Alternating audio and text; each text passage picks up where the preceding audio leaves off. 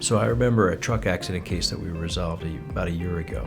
It happened on the turnpike, and our client was a female in her 30s driving home from work, and a 18-wheeler flipped over on the side and smashed her car and caused some serious neck and shoulder injuries. Well, we did some investigation, and the truck was actually leased to a motor carrier. And what that means is that a person owned and operated his own truck who leased it to what's called a motor carrier, which is a federally licensed business that has certain responsibilities, like having certain amount of insurance, that has certain checked and supported vehicles, and has safeguards that the federal government allows these trucking companies to operate interstate. Well, the owner-operator who had the truck was actually doing a side run away from his responsibilities on the motor carrier, and there turned out to be no insurance that was going to cover the serious injuries of our client.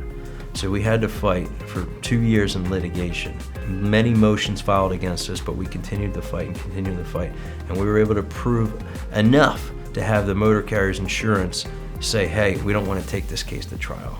And it resulted in a substantial six-figure settlement where it looked like a case that had no insurance to every other person that looked at it. So we're able to continue to fight, and we got a great result just by persistence and continuing to fight. And that's what we do at Cordisco Saile. We never stop fighting.